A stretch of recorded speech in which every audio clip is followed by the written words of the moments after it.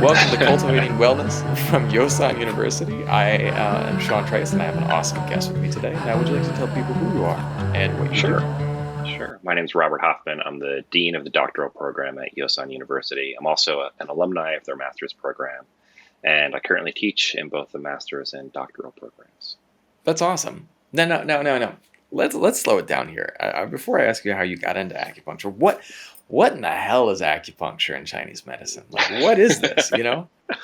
Yeah, I mean, certainly the modern practice of acupuncture encompasses a huge variety of different modalities. Obviously, needles, that's what most people, probably think of when they think of Chinese medicine.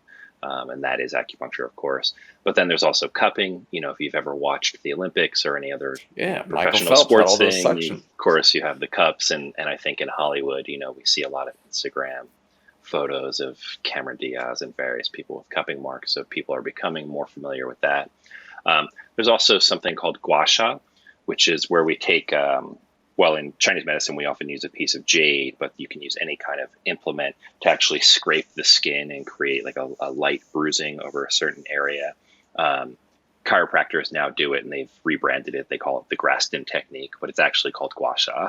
Um, there's electronic stimulation of needles. Of course, there's Chinese herbs, topical and internal. And there's also actually body work, what's called tuina. Um, so there's a lot of different modalities that make up Chinese medicine, but most of it in America, we just call it acupuncture because that's the brand name that's kind of been decided upon. Well, that's interesting. And so I'm a bit scared of needles. Is Me too. acupuncture painful? Me too. Really? Totally. Especially now that I know where they go. I'm Mhm. actually kind of nervous about needles. Um, but no, it doesn't have to be painful, and it really depends on the skill of the practitioner. And what I always tell my patients, if a certain needle bothers them, there's 1,000 other points to choose from. So there's always Hmm. a way to kind of address, someone's nervousness about getting needles, or if they are sensitive towards needles. There's always a point somewhere maybe that doesn't sting or even hurt. There are definitely points that make people jump a little bit. But what I notice is my patients' first few treatments, they might be, a little more sensitive.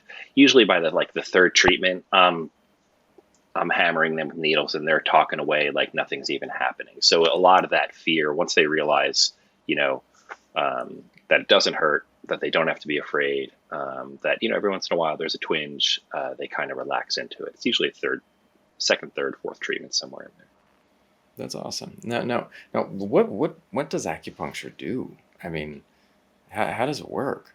Yeah, what's interesting now is we're seeing a lot of studies trying to figure out exactly what that is, and in a lot of cases, the studies don't work the way they thought they would. Doing Interesting. a random controlled trial, double-blinded random controlled trial, doesn't actually work because if I needle if I needle Right. here, Right. as the actual acupuncture point, but then I needle here, as a sham or as a non-acupuncture point, well, it actually is an acupuncture point, and I'm on the same channel. So like it's been hard to develop kind of blinded studies. So we're researchers, we're looking at different ways to kind of approach um, studies because we can't actually do a blinded trial in a lot of cases. We can't have random people who don't know what they're doing sticking needles in Right. patients, right? And doing the sham is proving to not be um, effective. So we're looking at mechanisms a lot. When we stick a needle in, we have a rush of endorphins, we have a rush of white blood cells and other um, stimulatory factors that kind of engage the acupuncture point. And then, of course, every point has a different function. So if I'm using a point on the legs, what's called Zhuchanli or stomach 36, we know that utilizing that point on a regular basis increases white blood cells in the body. Um, if I go up above into the vastus medialis, I can actually improve other factors of blood, what's known as spleen 10. I can improve the quality of blood by utilizing that point. But if I choose this point, Li11, like it's going to have a completely different function.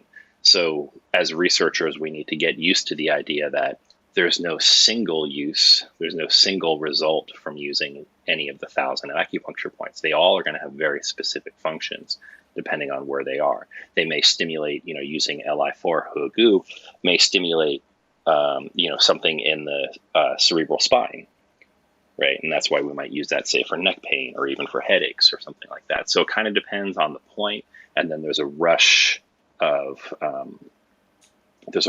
factors, of fluids, of nerve impulses that might happen when that needle gets inserted.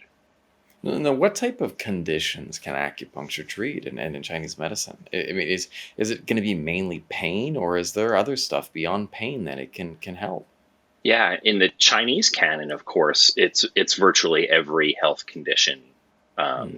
It's a complete system of medicine. Anything from pandemics and epidemics to pain to battle wounds, to chronic disease. Nice. But of course, in the modern world, where we are bound by scope of practice, of course, and then we want to integrate as much as possible with Western medicine, we look to the standards and the research validity of acupuncture and Chinese medicine. So we see pain is one of the big things that we do really, really well. The reduction of pain, pregnancy, fertility, reproductive issues. That's a huge place where Chinese medicine has done really well. And then just overall improving the quality of life. So anything that falls under that umbrella of like digestive issues, chronic pain, things like migraines and headaches, ameliorating the symptoms from other treatments. So if someone's getting chemotherapy, of course, I can't say I cure cancer. It's just not possible. But if someone's in chemo, I may be able to reduce their nausea. I may be able to increase their appetite. Awesome. Yeah, which is all the things you want to do. It's like, yes, absolutely do the Western treatment, and I will work within and around what's happening with you during that so that you can continue with chemo, right? One of the primary reasons people stop chemo is they lose too much weight. They're too weak to continue treatment. So if they're getting acupuncture and herbs during that, hopefully I can reduce that nausea, keep up their appetite, and they can continue their Western treatment. So always looking for ways to integrate with the current medical system is important. That's awesome. That's really awesome. Yeah, that's exciting. Yeah, and I had an experience with gua sha. I live in Asia, and when I first came here, I saw people running around with like tiger stripes on, and I was always blown away. I was what is that? What is that? And people had these tiger stripes all over, and it was interesting because I remember once I was run down from work. I was catching a cold, and my friend pulled out the tiger balm and was like, "All right, time to get your immune system up." And I was like, "What are you talking about?" And my friend whipped out a spoon and a coin, and like it was using it was the spoon. And I studied acupuncture school. I'm gonna let that on for our listeners. I'm not a graduate yet. I'm still a student, but much more relaxing and peaceful than my friend with the spoon. But I mean, man, my immune system perked right up, and I felt great. It does. It causes that inflammatory process. It excites the body and says like, oh, it's time to go to work, and I often kind of use that analogy when I have patients that have had like chronic back pain that they just can't get rid of, and kind of the story around that, because it is a story, is like, look, the body's kind of said, your back is good enough. I've fixed it. I've done what I can. And acupuncture re-excites, right, that inflammatory response. So it sends white blood cells. It sends, it excites stem cells in the local area. And we can actually start to, finish that healing process, or, at the very least, reduce that pain that's in that area. Something like e-stim is, really appropriate in those cases. But gua sha for sure. You see it much more in Asia. For Europeans and Americans, it's hard to get over the idea that the whole neck might be like a purple red just because you got a cold or something. Same with scarring moxa. So, we use moxa here in the States, of course, and we use the moxa sticks, and maybe we'll put moxa on the end of the needle. And for people that don't know, that's the herb mugwort or ayah, and we clump it into a little ball and we light it. And it increases the blood circulation in the local area. In China, they'll use it and they'll actually scar the area. So they'll put it Mm, directly on the belly, or they'll put it directly on an acupuncture point, or directly on an acupuncture point on the back, especially when you're getting a cold, which is incredibly painful. yeah. It's really interesting. There was this great. I love moxa. That was one of the nice things here. Is like the moxa is so cheap to buy. Yeah, and it's It's such high quality. Yeah, so great. Yeah, it's not Japan quality, but it's still really yeah, good. There was this great in university. There was this awesome study. Not study. I remember I got to watch my university, my undergrad, brought in. I believe his name is Dr. Robert Jampolsky. He is the expert on stress, and he ran studies where I mean, whether you are pro animal studies or not, but they ran studies where they induced baboons to stress, and then they studied the results of stress, and it was things like noises and just stimulation of some sorts. And what they found was that all of these animals developed cancer and heart disease and all of these other major conditions. And I remember sitting there in the in this auditorium, and I was depressed as hell. And I was just sitting there. I'm just like, oh my god, this is horrible. And the it's just room the is modern all quiet condition. because Yeah, everyone in there is like, well, we're all gonna die, because it yeah, was really overwhelming. And so I raised my hand, and the guy was like, thank God someone's still awake, and he would crack yeah, me up. And then he called on me, and I was like, thank you. You've terrified all of us in this auditorium. I have a question for you. Can any of this be undone? And is it yoga? Is yoga the thing? That was in my yoga kick. And he was like, hmm, it was really interesting. Two things. He was like, first of all, the coolest part is that when they took these animals out of stress, their bodies healed themselves. yeah, Like they removed the stressors, suddenly these chimpanzees' bodies started healing themselves. And there was like spontaneous remission of some of these diseases that were disease states. yeah. And it was really interesting. And then I asked, what is the silver bullet? Is it yoga? Is it this and that? And the guy said something really interesting. He's like, you take one guy and you put him into yoga, and that's going to kill him because it's going to stress him out. You take Yeah. that same guy and send him fly fishing, and suddenly, he'll live a long life because fly fishing is his thing. But what I always was struck by what I believe acupuncture and all of Chinese medicine and the healing arts is that there is this degree of you stimulate, you because we're stuck in fight or flight, we're stuck in this hyper state of awareness. And then suddenly you teach the body, oh, you want to be afraid? Oh, there's a needle here, attack this point, attack this foreign object, and the body's immune response comes up. And then after the immune response comes up, the body then can Relax. actually relax. Yeah. Yeah, there's definitely that idea of switching the body from fight or flight into that relaxed state, from that sympathetic to parasympathetic mode. And there are points, on the skull and the ear and various other points where we see that switch. And I'm fairly convinced that some of my A-type corporate patients come to the office midday just to get out of the office, right, and Oh, spend an hour on the table. And the needles are almost incidental to them being able to not be in their stressful environment, to right. talk to me or, somebody not business related, and get some needles, sleep for 35 minutes or so, and then get up and go Right. back to work. That certainly is it. But I think so two things that are kind of important from that is, we have these inflammatory pathways in the body, the nuclear factor kappa B pathway, NFKB. And that inflammatory pathway gets turned on, right? Either from an injury, high levels of stress, and then in many cases it doesn't turn off. It doesn't Yeah. self-regulate the way it should. So we see that, of course, in something very obvious like PTSD, right? Yeah.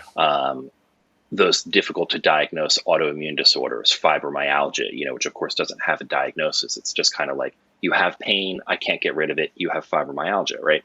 So what we see Yeah. in those patients is this excited NFKB response, and we can utilize Chinese herbs, acupuncture, other life cultivation techniques to have the NFKB pathway, usually through the P65 molecule in Chinese herbs. It actually self-regulates so that inflammatory response comes down, and suddenly the pain in the body is reduced.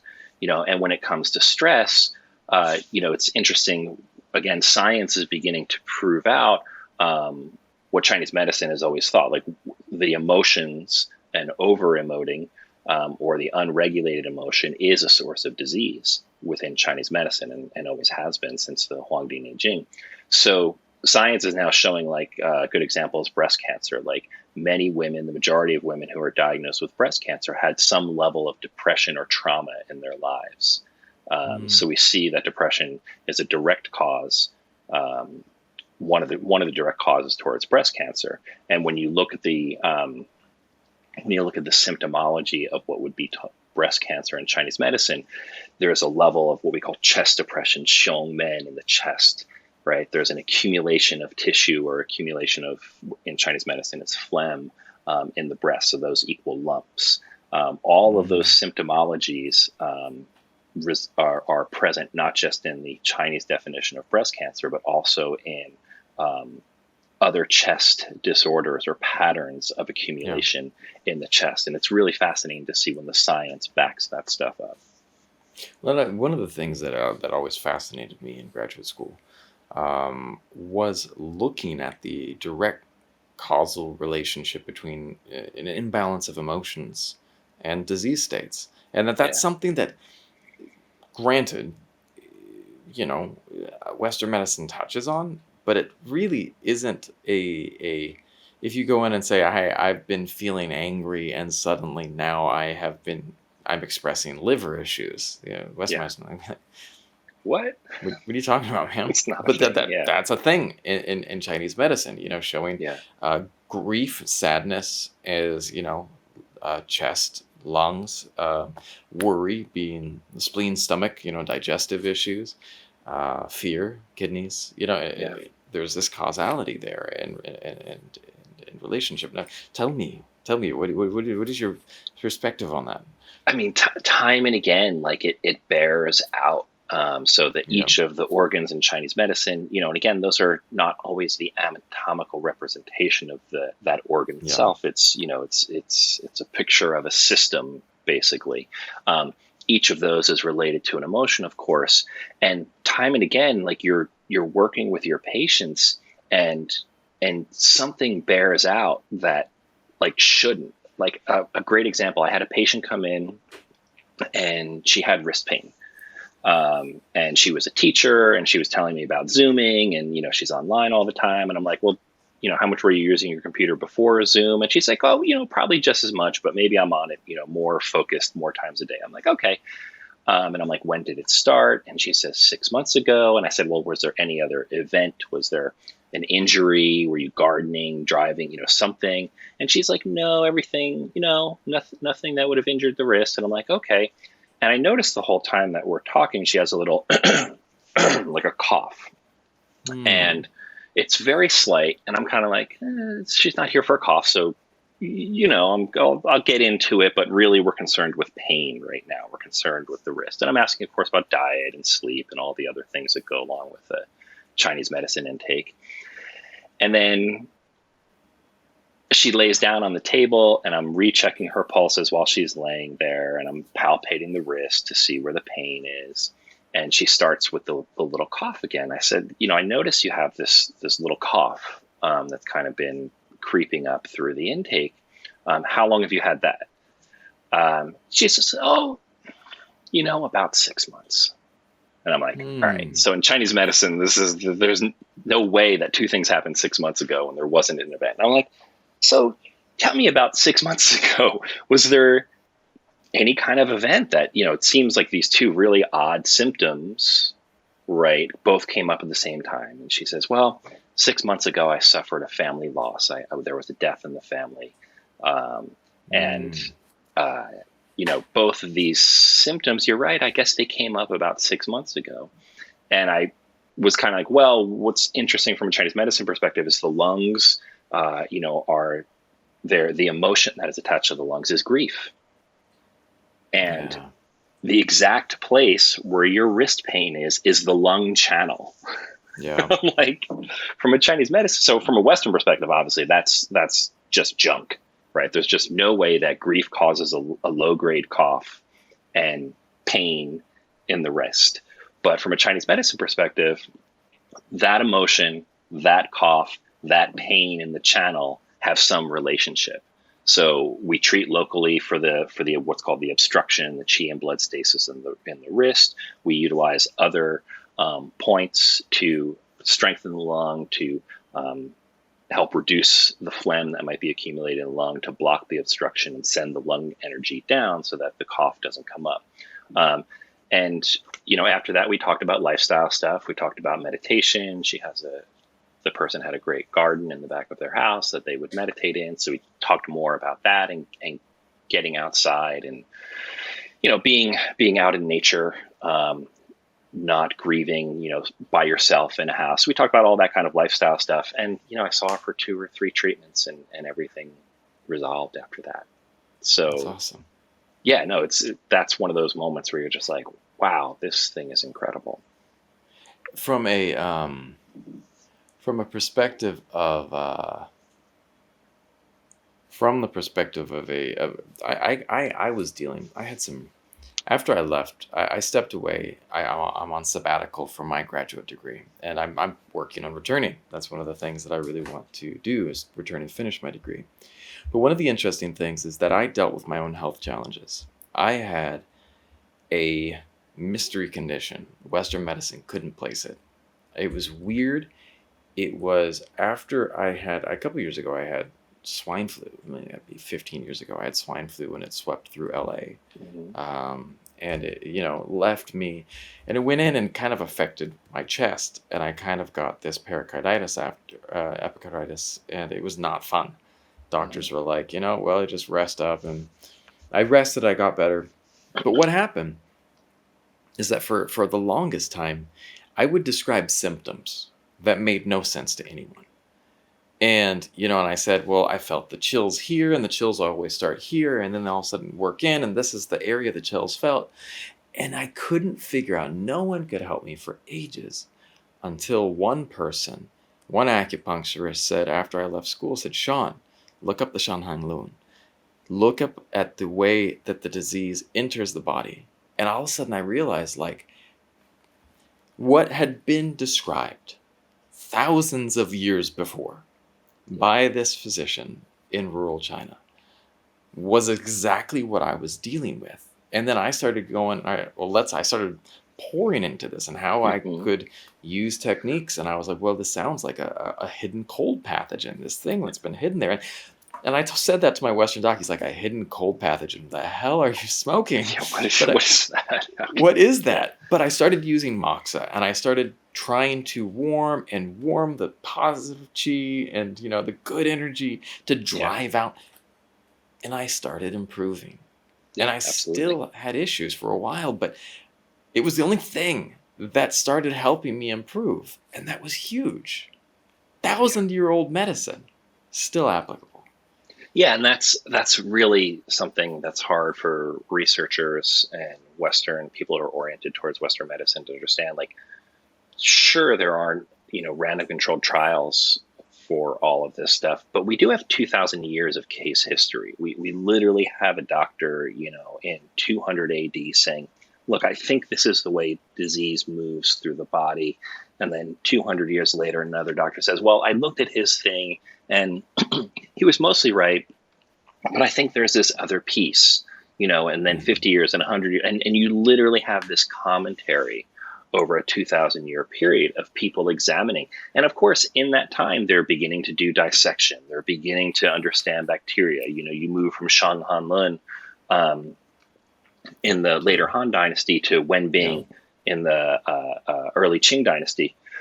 So you do have this progression of understanding Yeah. of what we would term science and biology, but the patterns, the ideas of Chinese medicine still ring true, even when we finally learn where the spleen is. Even where we start to see those exact anatomical locations, all of these concepts still work. And your description is perfect because I often have patients come describe these what seems like completely random or impossible symptoms that their Western doctors have just decided that's not a thing. It's psychosomatic, and then they come in and talk to me and I'm like, oh yeah, there's an acupuncture point for that, or there's a formula for that. Yeah. The best one of that is plum pit syndrome, right? Where Right. there's this feeling of phlegm in the throat. The doctors do an endoscopy, they do scans. They're like, everything's Yeah. fine. You have nothing to worry about.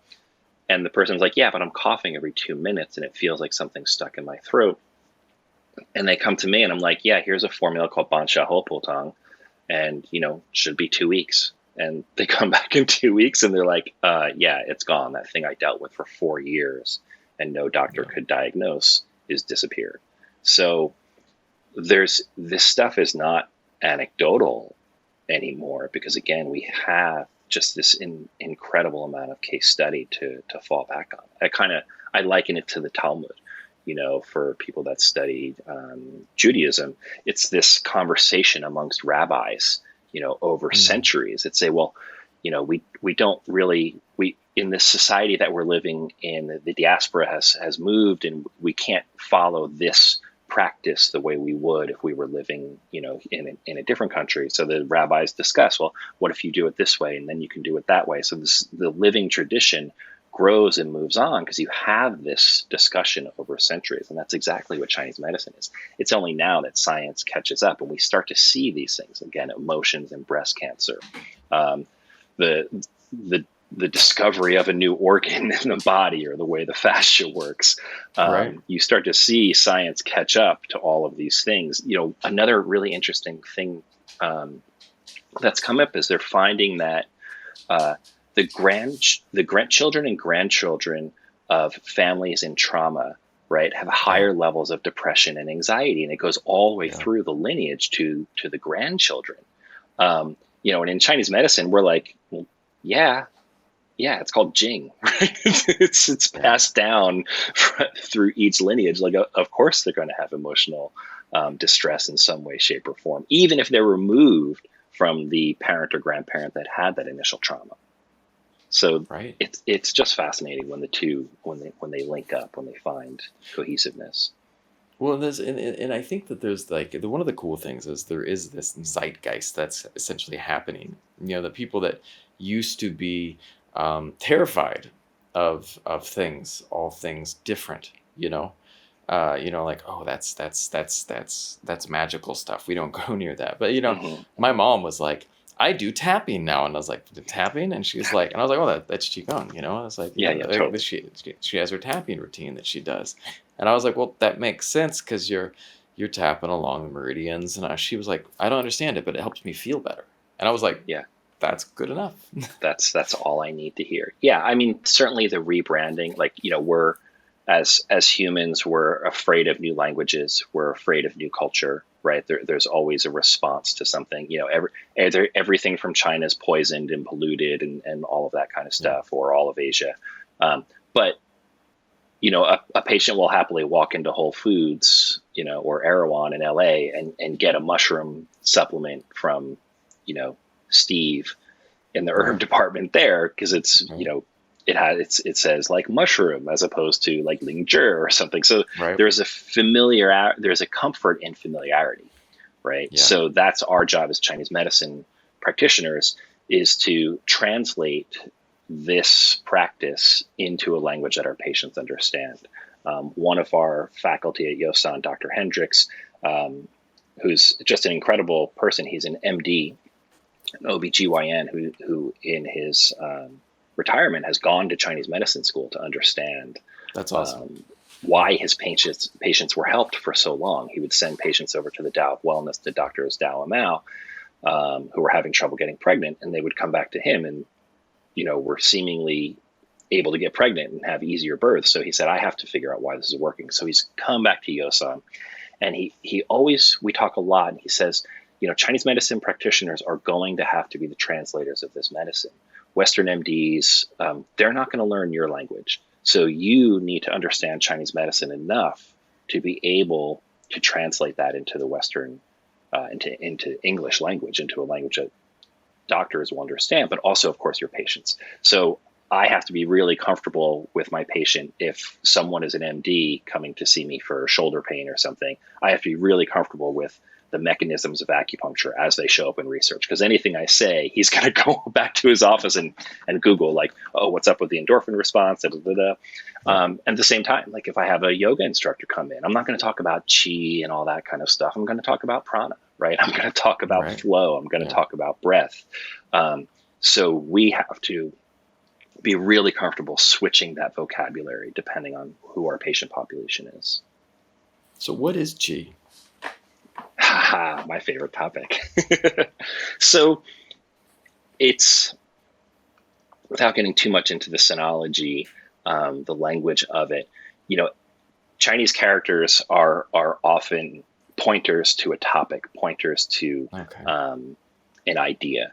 And most Chinese characters have to be paired or are often paired with another character that give us the true definition, right? So if we take a single Chinese character and we say it must mean this, and then we put it in the context of, say, poetry about clouds or something, it takes on a Yeah. completely different meaning. So when you look at the context of like the character chi, it can mean anger. So if I insist that chi means anger, it doesn't really work in Chinese medicine all the time, right? But it also means vapor, and that doesn't really work in Chinese medicine all the time, because like gallbladder chi is actually bile. The function of the gallbladder chi, is actually a substance, bile, that then has a function in digestion. So it's always the context and the other characters that this single character is paired with that gives us the true meaning. So I tell my students, when somebody asks you for the definition of chi, you have to say, which chi, because there's so yuan chi, zong chi, zheng chi, xie chi. There's so many chi, right? It's almost not a fair question. But it's certainly, the dictionary definition of vapor, is one of the most appropriate ones. And then the modern definition that most people would associate with chi as energy, is the one that's really kind of gets people riled up because they want to think, are you saying it's metaphysical energy that can't be measured? And they get really upset because it's not that, but it can be that, right? Which is the hard part. It's not, but it can be. But within the context of Chinese medicine, we have to look at form and function, right? So the heart chi, right, is the ability of the heart to pump blood through the body. It's related to the SA node firing the electrical impulse, which instantiates the contraction in the heart muscle that allows for the heart to actually be a pump. And the large intestine chi is peristalsis, the ability of the body to move waste product through the body. Lung chi, absolutely vapor. So it always has a function related to it, and then it also often has a form. ATP, the ability of the body to move energy, real, actual, measurable energy, via blood through the body, so that the tissues can be, function. Right? ATP would be a kind of chi, but certainly, so qigong is often working with breath, but that working with breath allows more blood flow, more oxygenated blood flow, more respiratory efficiency, like all of those things that come along with breath. Those are also functions of qi. So it's a loaded word, and everybody, I think people like to get on one side of the fence and argue for it. Now, you had mentioned in our pre-interview that you are also a Taoist. What is Taoism? Yeah. So I had gotten interested in, I didn't know what any of it was when I was a teenager. I was taking karate, and I was, of course, interested in Bruce Lee and Chuck. It was the 80s, when I was a kid in America, so it was all Bruce Lee, Chuck Norris, Jean-Claude Van Damme, all that kind of stuff, and Steven Seagal, that kind of stuff.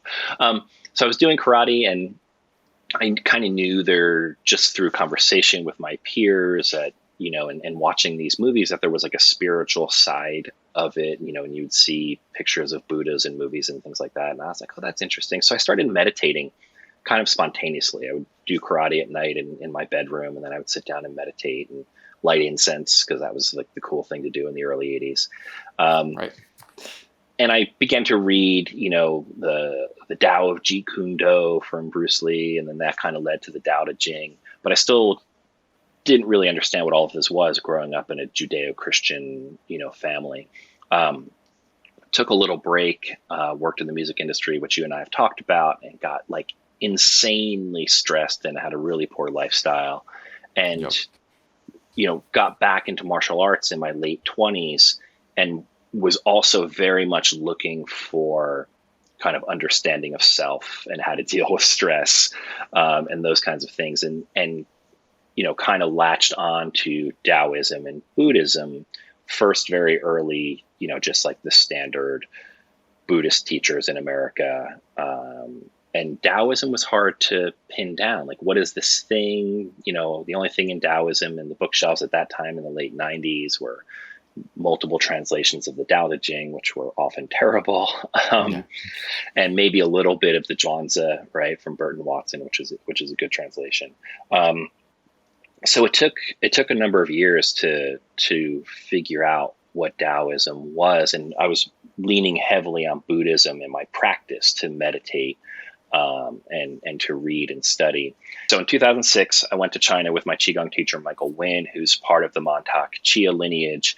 And I spent 3 weeks in China with him. We went to Taoist temples. We visited all these Taoist mountains, these holy sites. And I began to see that Taoism was much more than the Tao Te Ching. It was much more than the Yeah. Chuanzi and kind of what we were getting in the West.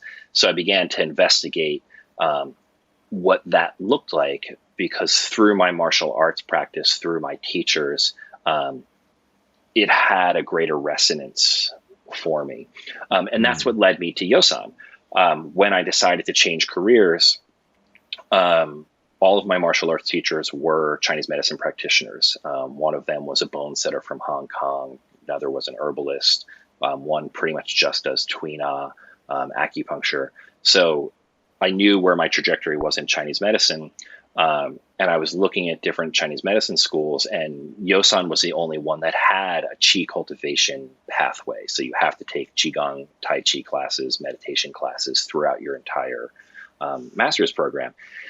And I was like, that's the school for me. And then what was even greater, of course, was the fact that the teachings were lineage teachings. So the acupuncture curriculum is pretty well defined by national and state organizations, right? Mm-hmm. There's not a lot of diversions from different schools.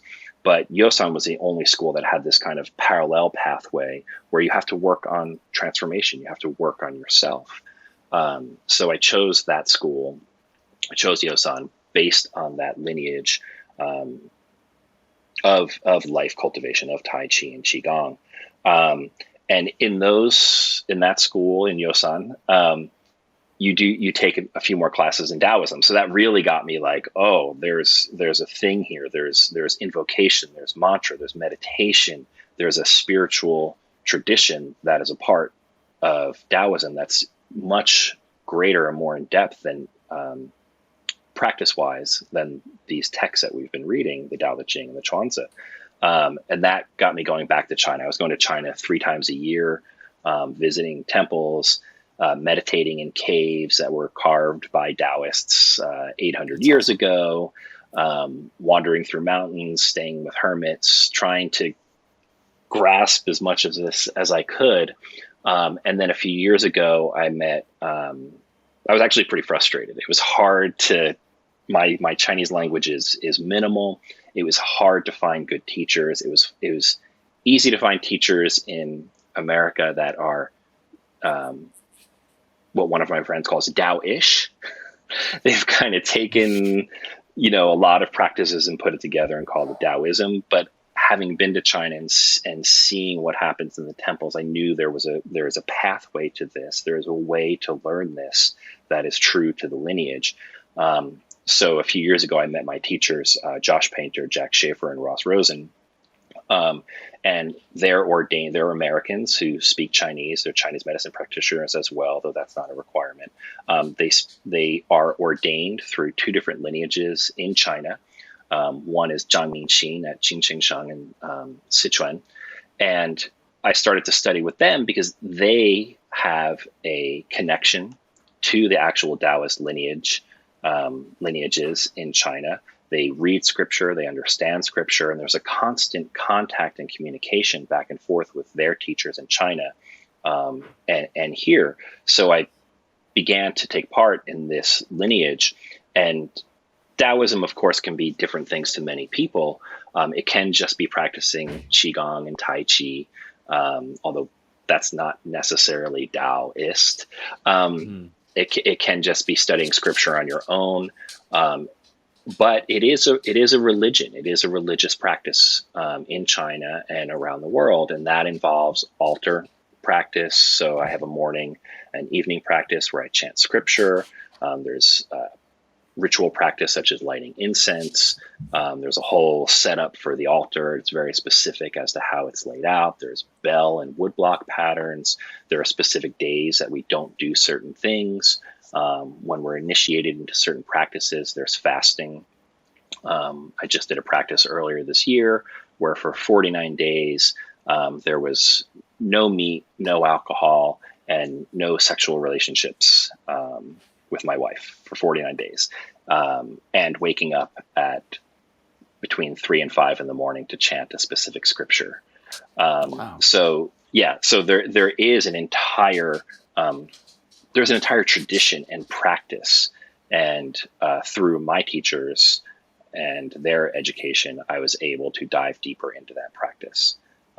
So it's really been incredible and eye opening, and the texts that go beyond the Tao Te Ching. I think it's important for Westerners to understand that, like, you can't look at one text in a tradition. Maybe it's the first text, right, and say that that's the whole tradition. Right. Yeah, There's yeah, been, yeah, yeah. again, 2,000 years of expansion. It's pretty appropriative, right? That's like looking at Genesis and saying that's all that Judaism is, right? Or Yeah. looking at the Gospel of whatever Mark, or pick your favorite gospel and saying that's all that Christianity is. That we Yeah. would never do that in a Judeo-Western, Judeo-Christian tradition. But it's really easy to look at Asian traditions, whether it's Buddhism or Taoism, um, Hinduism, right, and pick one scripture, one philosopher, one leader, one thought person, and say that's all the tradition represents. And I can't do that. I have to, with everything I do, I have to dive. I want to see it all. I want to see the whole thing. Love that. So that's was that a good answer? I don't know. That's an That was awesome answer. There's okay. I think that I love the idea of the deep dive. There was this can't remember the name of the book. I will probably pop the book up here. And it was this book I remember reading about 15 years ago. I think it's Journey to the Center of the Earth or Yeah, the could World or be. something like it. And so it wasn't not the Jules Verne's, but it's essentially this story about this man and their journey to find Shambhala. The Oh, cool. and so one Oh, of the things that I really was I know I I can't think of the title. It's killing me. you know the book, right? I And so do. I these see it. people were journeying for Shambhala, but one of the things that was interesting is they were talking about this mysticism, and there was this one great example in the book. These two guys were cresting this hill. They were lost in the fog. They were supposed to be making their way to this one monastery, and they were up in the mountains, and they just didn't know where they were going. And finally, this eagle swooped past them down the hill, and it was carrying a snake in its talons. And so the guy was like, "Well, I don't know where to go, but let's just go that way." And Let's so go that way. they followed the eagle, path down the hill. They got to the bottom of the hill, and there was this monastery, and it was the monastery they'd been looking for. And they walk inside, and on the altar was a giant statue of an eagle holding a snake in its talons. And these guys were like, "What?" And there were so many stories like that. And in the Yeah. West, we had there was a great cultural anthropologist that it was not Eastern mysticism. It wasn't any type of mysticism. It was a cultural anthropologist who was studying with these people in the tribal regions of Arizona and New Mexico. Some of the Native Americans that lived there, and he was working as a cultural anthropologist on some of the reservations. And he would write down these stories that would absolutely blow him away. These people that would come up, and there was this one Native American man, and the guy was like, he had befriended him, and he was like, I just want to say goodbye. The guy's like, what are you talking about? It's like, well, I will be transitioning next week. And he's like, what do you mean you're going to be transitioning next week? And this Yeah. guy's like, it is my time. And the cultural anthropologist is like, whatever, Henry, I'll see you next week, you know. Yeah. And the next week he came back, and the guy had transitioned. And there is this mysticism. We come from this science-based background in the West, where we want proof, we want to see things in front of us, but there is this magic that exists behind the scenes that fills things, and you know, whether you find it through Taoism or through whatever it might be, through acupuncture, if you can tap into that magic that exists, to me, I think life becomes more magical. It totally does. And you know, I do a whole lecture on the removal of mysticism from Judeo-Christian thought, you know, starting at the Reformation. You know, it goes way back where, like, prior to then, like, of course you go to the Catholic Church and there's saints in every corner. It's sorry, it's pagan, right? And prior to Right. Reformation, right, like priests would do exorcism. They would hand out charms, you know, they would do specific prayers to specific saints. It's actually like a very pagan practice. And then Reformation happens, and the mysticism is removed, right? The solo figure, you know, or at least the Holy Trinity is intact, but all the mysticism is removed. So I think you fast forward that to today, and we as Americans, for the most part, were brought up in that post-reformist mindset, and we look for mysticism elsewhere, right? And that's certainly why I think Westerners are attracted to things like Buddhism and Hinduism via yoga, Taoism, of course, because the mind, the heart, the emotions are comforted, right, by the magic that does exist. And we all have stories of, like, you know, I was lost and a seagull came by or something, Right. like really quick. Like my wife and I, when we got engaged, we actually got engaged in France, and I had planned this entire trip. I had brought the ring with me, and we drove from Paris to the south of France. I was a student. I was, like, you know, doing this all on my credit card.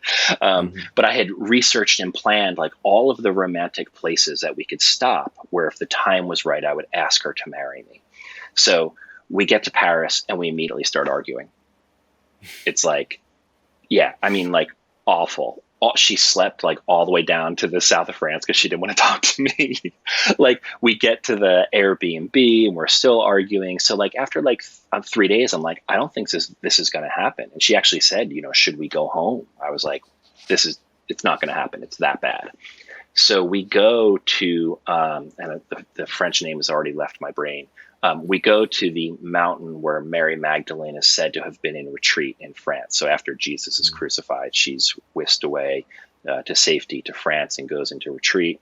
You know, partially this ties into Da Vinci Code, but this is the legend that exists in the south of France. So we go to the cave where she is said to have been in retreat. There's a monastery there.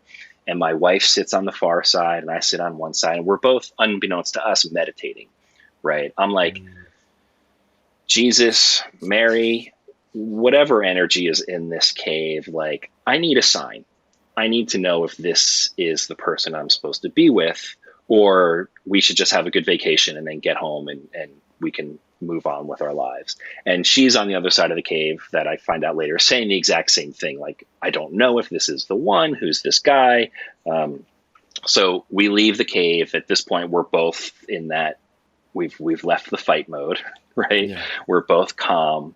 And we're walking. It's a mountain trail, so you're walking down the forest, and we're getting to the end towards our car, and these two butterflies following each other. They spin, like, literally like in a figure eight around us. They're flying all around the two of us, just following each other. And I kind of look at her and she looks at me, and then they just sit right at our feet. They just drop right there, and they don't move. They won't move. And we're just, like, looking at each other. And I was like, all right, I'm going to take this, you know, as a symbol of unity, if nothing else. And we'll see how the rest of this trip goes, and like from that point forward, of course, there was no more fighting, there was no arguing. We got engaged towards the end of the trip. But like that simple moment of nature being infused, other things like I was staying in this cave in China. I was fasting. I was there for a week. I only had reishi mushroom and water, and I was fasting and meditating. And the cave is very cool. There's never bugs or animals in there. So you sleep within the cave and meditate all day. And like once a day, this hummingbird would buzz into the cave, spin around up to the top like a 14-foot ceiling, spin around, and then fly out. And I've been to that cave many times, and there's never been birds in there, never been bugs or anything. And I was like, that's really interesting. Didn't think anything of it. And then I get home, and my wife, who was still my girlfriend at the time, I was talking to her just about how her week went and everything. And she's like, it's been the weirdest thing. This hummingbird Oh has my been gosh. sitting outside the window Oh all my gosh. week. Yeah. And this was not a regular thing in that part of LA and where she was living at the time. And it was just like, there's too many weird little coincidences, and that's magic. Like, I don't care what people say. You can say it's nothing, it's just coincidence, but there's just too much of that, right, in life, not to recognize it and not to appreciate, the potential magic of it. 100% agree, my friend. Oh, I good. loved Because it. I There sound was a crazy when I hear no, no, myself. no, no. I love it, and you made me think about that when you were telling me the butterfly story. I was like, am I Shuang Tzu dreaming I'm a butterfly, or am I a butterfly dreaming I'm Shuang Tzu? 100%. Yeah, Yeah. totally. There was there was once when we were in school. There was one of the students, Adam Cappuccino, was always saying, I was like, "What are you studying?" And he's like, "I'm at Hogwarts, man. This is my Yeah, version of Hogwarts." And totally. I was like, "That's rad." Yeah, no, Man, totally. this has been an awesome deep dive into the Oh, world good. of I'm glad. acupuncture. So let's finish up with one last thing. Like, if you could give people some health advice, how would you tell people what's something people can do to promote wellness? What's something that you'd recommend? I mean, there's a couple really easy things, right? Of course, sleep is number one. Mm, Like, I don't care what else you do. If you are vegan, vegetarian, raw diet, doing yoga every day, if you don't sleep, it's yeah, for nothing. Like, you have to work on your sleep hygiene. All of my patients who have serious health problems, they have sleep problems. So starting with sleep, break it down. Less than 6 hours, you need to talk to somebody, whether it's an herbalist or an acupuncturist or, whatever other health coaches you might have in your life. Like, you got to get sleep down. The second is, of course, diet, right? mm, No more fast food. Believe me, I love McDonald's French fries more than anyone ever could imagine. But I just don't do it. It's like you got to get at your diet, and you don't have to be extreme. In Chinese medicine, we eat everything, right? If it's not nailed down, it's a potential food source. right. But everything in moderation, of course. So diet, and then lifestyle, right? You got to find that thing, and you mentioned this earlier, like what resonates with you, right? If it's yoga, that's awesome. If it's qigong, if it's tai chi, karate, it really doesn't even matter what it is. Maybe it's fly fishing. For me, it's of course martial arts and tai chi.